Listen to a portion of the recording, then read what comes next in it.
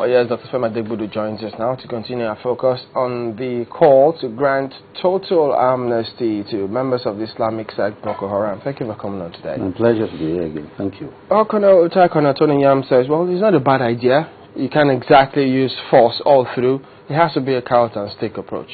What do you think? Yeah, actually, we have to first of all know what is the motivation of those who have taken up arms against their fatherland. We want to know why. It's quite different from what happened in the Niger Delta. So it is a misnomer to want to compare what happens in the Niger Delta with what the criminal elements in the north are doing against Nigeria. So having said that, so we now know how to tackle it.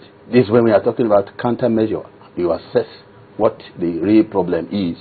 So by knowing why are they taking up arms. So you see, the problem right now, the Boko Haram problem now is now, we can call it, is multidimensional, because before now we say it was purely religious, but now politics has entered it, and also other things.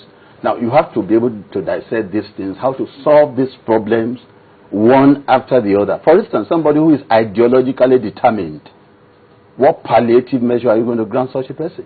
Because in crimes, when you rate crimes, for instance, there are those who are just criminals.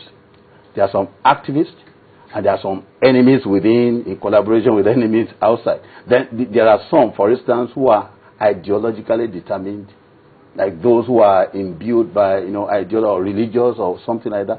So, what kind of amnesty are you going to give somebody who is saying that want to declare Sharia? And apart from Sharia, so there is no governance anywhere. We don't even recognize the present system that you are,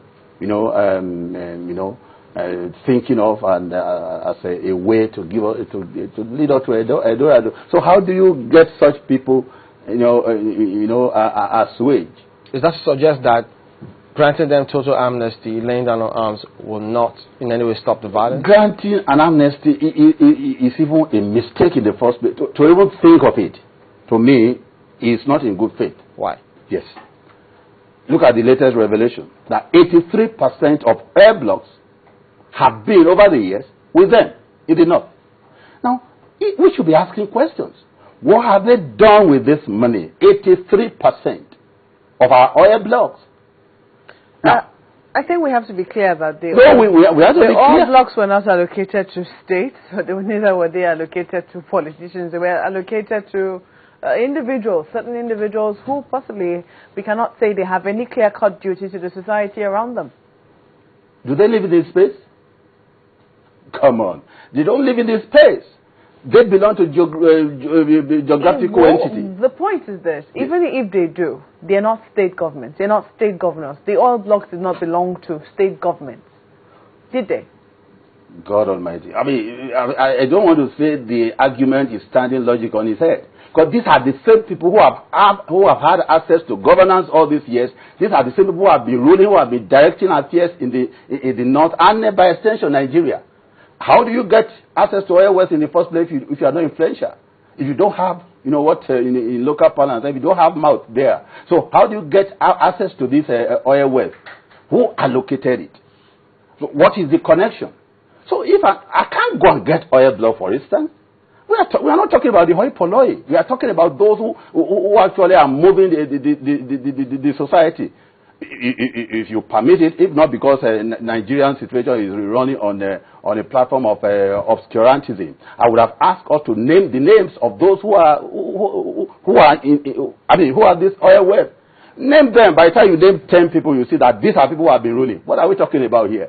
These are the same people who are telling us that it's because leadership has been pauperizing, marginalizing the people. That's why the Boko Haram people are taking over this.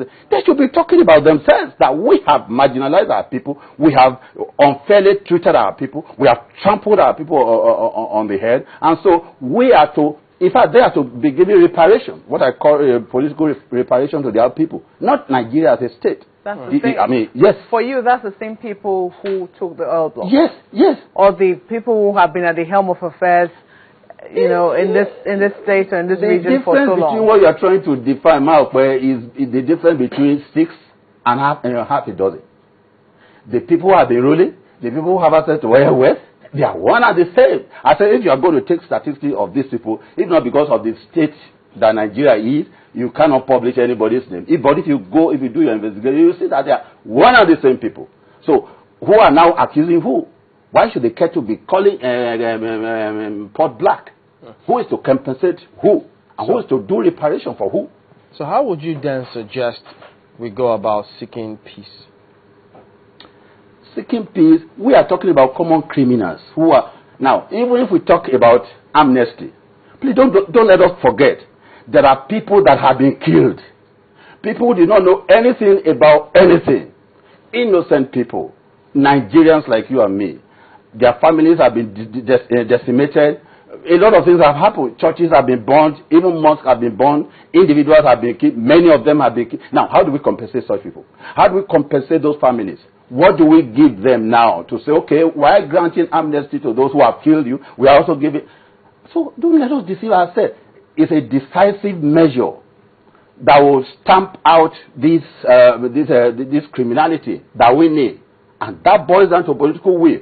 Don't let us deceive ourselves until somebody musters political will enough to say, no, I'm the commander-in-chief of the armed forces, and so I have the backing of my people to remove criminality from the land, and so let it be. If there are no political considerations, whether if we do this, it's going to hurt this, we do this, it's going to hurt this.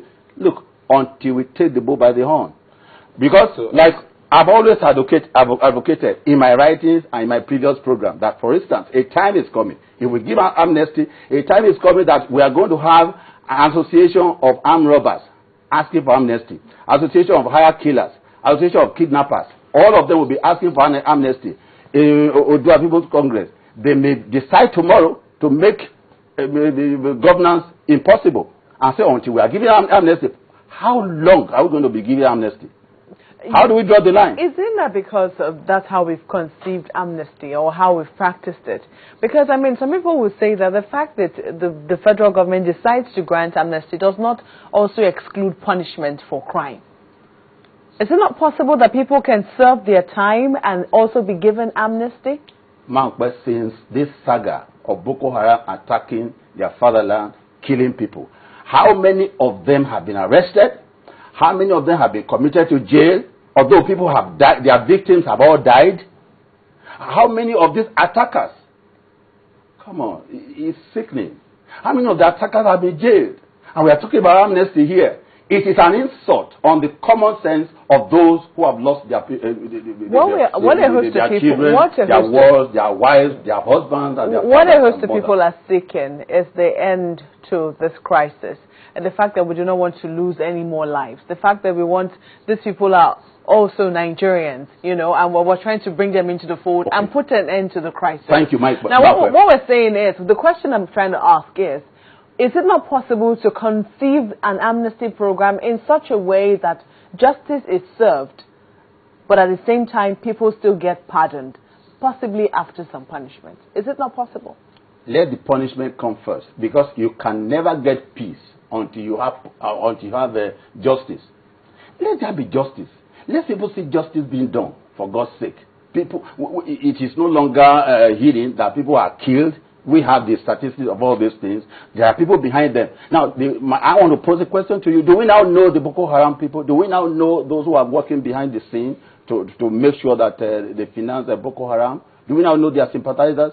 No, do we know them now? Will we ever get to know them if we do not put some carrot on the table? If we do not know them, to whom do we give amnesty?